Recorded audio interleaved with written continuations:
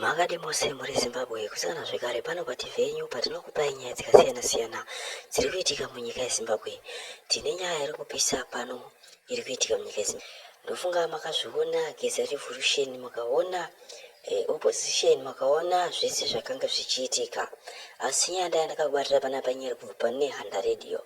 Nehanda Radio iri kutaura kuti previously exiled former foreign affairs minister Walter Mzimbe is back in Zimbabwe and he had a meeting with President Emmerson Mnangagwa on Wednesday. Ndozviri kutaura panapa.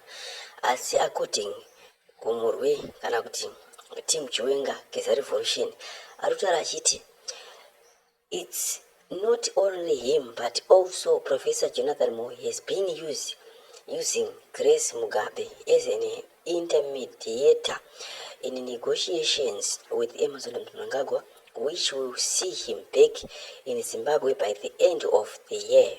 Grace has already had such a meeting with Mnangagwa, but ahead Zimbabwe First Lady Auxilia Mnangagwa is saying no. Ndozviri kutaurwawo naComrade Majaira Jairus. Saka pana zviri kunzi former foreign affairs minister Walter Mzimbe akadzoka muZimbabwe akange ana President Emmerson Mnangagwa vane meeting yavakaita. Asi zvitotaura kunzi asiri ega, zvitotaura kunzi Professor Jonathan Moyo vakashandisa Mai Mugabe kuti vamhanye nenyaya kuna vaMnangagwa kuti vange vachitaura nyaya yekudzokawo Professor Jonathan Moyo munyika. Asi zviri kunzi chakasakisa kana kuti chiri kunetsa kuti Professor First Lady Auxilia Mnangagwa vakataura kuti ngaasauye. Saka zviri kunzi nekufamba kwenguva kupera kwegore rino munogona kuona Professor Jonathan Moyo vachidzokawo kubva kuKenya kwavakawanda. Naizvozvo ndo zviri kuitika muZANU-PF. Hazvina kumira mushe. Vana veZimbabwe mamuka sei kwose kwamuri mativi mana nyika. Tinozwa kuti kumazuva ano kuri kutonhora, vanhu vazhinji vavete, ini ndatomuka. Nhau yeZimbabwe ndinoziziva kuti vana veZimbabwe makatsamwa chaizvo. Vamwe ndio vaitondifonera vachichema, vamwe vachiita mameseji. Nezuro ndakatotadza kana kutaura kuchannel. Vanhu vachichema nenyaya dzakabuda kukotiko. Vakati Comrade nyoka yemabhuni bho here nenhau dziri kubuda dzakadai. Vanhu vaichema nenhau yemaloya kuti maloya awa inini hangu iyoyo maloya handizivi because ini handisi ndakasarudza maloya awo. Handiti ivo Comrade nyoka yemabhuni ndo vanoziva kuti sei vakasarudza maloya iwawo. Saka nhau iripo ndeyekuti inini Mudzingwa ndikusaina off nhasi kubasa. Saka zvovati next week yose handisi kuenda kubasa. Ndikuda kuti ndimbosunga bhutsu ndakananga ikoko ndinotaura naComrade nyoka yemabhunu 99. Ndichataura naComrade nyoka yemabhunu 99 wondiudza kuti totora chidanho chipi. Zvavanenge vandiudza izvozvo ndo zvachichaya ndokuudzai. Handiti because vamwe vari kuuya kuinbox kwangu ukanzi baba Mudzingwa izvi hazvichadi chiKristu, zvaakudawo chivanhu. Handiti zvaakudawo chivanhu, zvaakudawo vadzimu. Vamwe ndo vanenge vachiti zvakati mukatora chakati chake tinodai tikadai tikakunda. Saka izvozvo ndenichiziva futi. Saka nhau iripo ndekuti inini handina zvandingaita ndisati ndataura navo Comrade nyoka yemabhunu. Comrade nyoka yemabhunu ndo vanchanondiudza kuti totora chidanho chipi. Nhau hombe yandinaye panapa ndeyekuti inini homwe yangu yakabvovoka. Pandinogara nekoko kunana Comrade nyoka yemabhunu kunana Johannesburg kuresa, homwe yangu yakabvovoka. Ndichaisa akaunti yangu pano, vachandibatsiravo nezvima 100 rand 50 because ndichaindako ikoko. Kana ndainda ndichanotsvaga pokuraravo pasingazikamwe nana Gambakwe because vana Gambakwe ndo vamwe vanhu vari kutotengesa nyoka yemabhunu. Chatsvaga pamwe pangu pasecret ndovata ikoko. Ndozofuma ndichidzoka ndataura naComrade nyoka yemabhunu.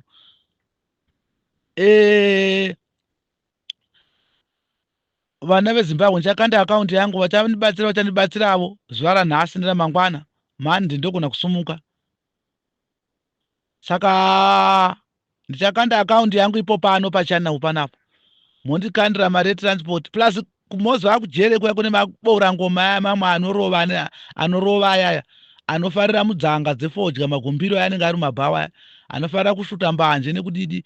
Saka komre zvinoka mabhunu vanofanirwa kugara vakarongeka. Mabhuru aya emumajeri aya kana achibhaisa papa, ivo vanofanirwa kuva vanenge vane mari yekutengawo mbanje vachididi vachivapavo kuitira kuti vawirirane nevanhu vanenge varimo mumajeri imomo, because kana usina mari unotambiwa pada, vanoita zvaunoda newe mukati mumajeri mweka usina mari. Asi ukaone mari yako magumbiro yanenge arimo aya unotoita shamwari nawo magumbiro iwawo nokuti unenge une mari yako. Saka ndechidawo imwe chimari chekutiwo ndosvika ndonovapavo, handooendi ndakabata uyu ndine nhava izere mhepo ndine ndakabata mavoko. Nhau iripo ndekuti ona Zimbabwe chingungundengo hachisi chamudzingwa chetechi kuti kwaana mudzingwa imwe ndechedu tese vana veZimbabwe. Revolution ndeyedu, chigwedere moto ninivha ndewedu. Ndichakanda akaunti vachabatsira ende ndichikuudzai kwapinda mari yakati kana yakwana yandiri ndichida iyoyo yetransport nekunotsvaga pokuvata nekudzoka bho matiri then tokontinya nemaakaunti aya anga agara aripo. Vari kuZimbabwe rambai muchingokanda ikoko paakaunti yeikokeshi iri kuZimbabwe, rambai muchikanda ipapo. Apa nhasi namangwana ndoda kuti vambokanda muakaunti yangu ndikwanise kuti ndiindeko ndinoona komuredi zvinoka mabhunu. Ndini mudzingwa ndiri kutaura ini, ndinoona komuredi zvinoka mabhunu nditaure navo. Saka ndichakanda akaunti yangu pano, vachandibatsirawo nemari yavanayo. Kupa kune mufaro kunokunda kugamuchira vana veZimbabwe. Ndoda kunozvionera ndega, ndoenda ikoko ndotaura navo vondiudza kuti maloya wabho here. Vana veZimbabwe tikaona komuredi zvinoka mabhunu vanyangarika ndigambakwe ari kutoganza mudzingwa anogara kumapurazi chichichichi. Inini kwandogara hakuna anokuziva, inini nindoziva kwandogara, kwete kuda kundijaja kuti ini ndogara kumapurazi. Akazviwana kupi izvozvo? Vhesi iyo yakaiverenga akaiwana kupi?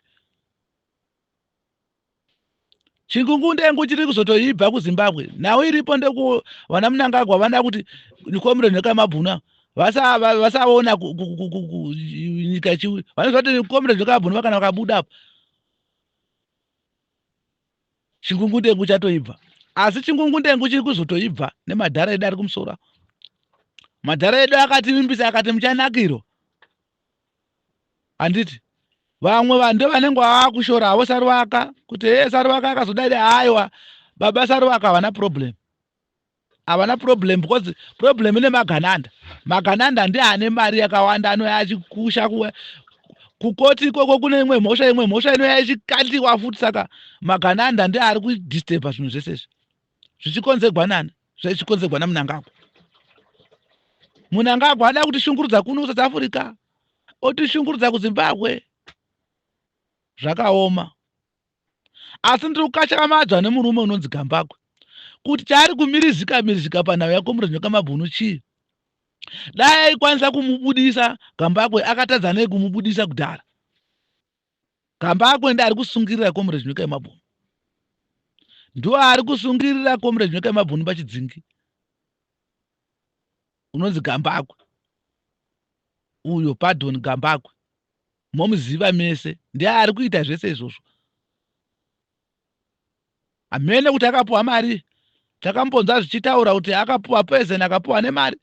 Saka tiri kungonamata kuti dai komuredi zvinoka mabhunu varega kugamuchira zvinhu zvino zvaanopuwa naGambakwe. Saka ini ndiri kumbotomboenda ndomonotaura navo nhasi, ndototora off ndoinda zuva rangu randoenda ndega, handindine munhu ndindoenda ndega ndifambe nemunhu, ndongofamba nemusekiriti wangu wandofamba naye tiri 2 torwa pasi. Handifambi nevamwe vanhu vakawanda ndofamba tiri 2 nemujita wangu. Saka nhau iripo ndekuti vachandibatsira, ndichakanda akaunti yangu ipo panapa. Vachandibatsira ndotoinda ndotaura naye ndoga. Iye ndiye achazvitaurira oga kuti zvofamba sei, tokontinya maloya ari papo. Saka nhau iripo ndekuti akaunti yangu muchaikanda mari nhasi namangwana, then mozokontinya nemaakaunti echannel agara muchingoisaya. Asi pari zvino ndichapokanda akaunti yangu nhasi namangwana mondikandira ndomboinda ikoko. Asi handidi kuti ndizoendawo nenhava izere mhepo kuitira kuti mukoma wari mukati muya mukomana comrade vedu komanda veda vawanewo chauviri vari koko kotonhora iko zvino kumajere havapi vanhu shuga kana tii tomupawo tenga shuga omwa tii